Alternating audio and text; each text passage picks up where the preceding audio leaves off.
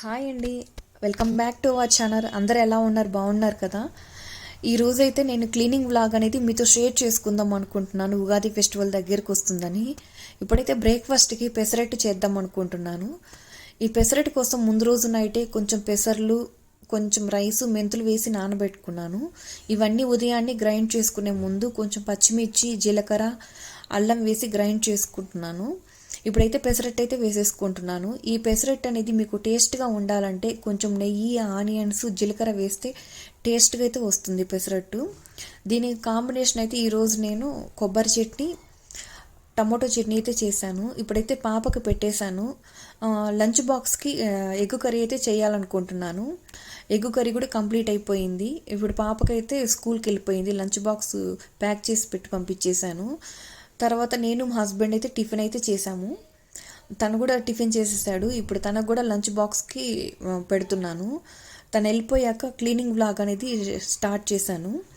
పండగ కోసం మరి అంత డీప్ క్లీనింగ్ అయితే కాదు. మొన్న శివరాత్రికి చేశాను కదా, మనం ఎప్పుడు వీక్లీ వన్స్ చేస్తూనే ఉంటాము.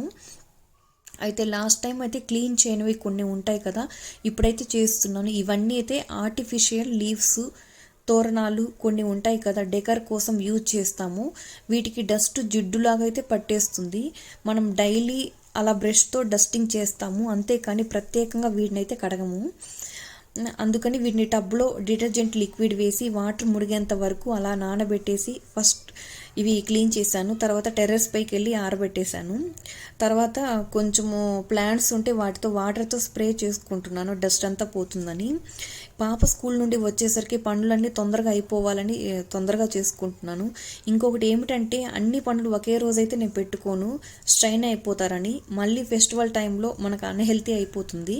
అందుకని చెప్పి ఈ క్లీనింగ్ అనేది 4 to 5 days ముందే అయితే చేసుకుంటాను. మనము చీపుడుతో ఊడ్చామనుకోండి డస్ట్ అంతా ఇంట్లో పడుతుంది. అందుకని క్లాత్తో తుడుచుకుంటుంటాను. నేనైతే ఎక్కువగా పాటించే టిప్స్ ఎలా ఉంటాయండి.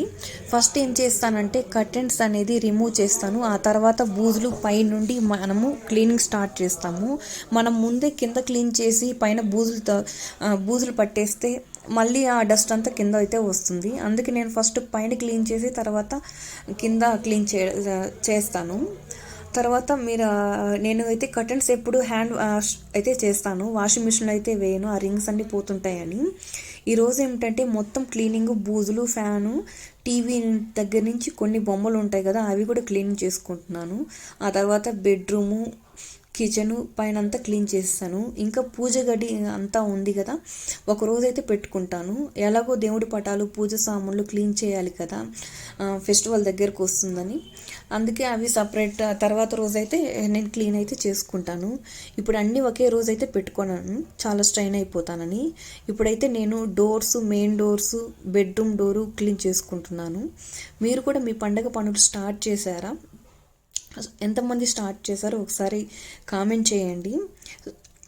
మీకు నేను చెప్పిన ఈ టిప్స్లో ఏదో ఒక పాయింట్ అయితే మీకు రిలేట్ అయ్యి ఉంటే కొంచెం నాకైతే షేర్ చేయండి, లైక్ చేయండి. తర్వాత ఇంకా నేను సెల్లార్లో బయటికి గేట్స్కి కూడా పండగ ముందు అయితే క్లీన్ చేసుకుంటాను.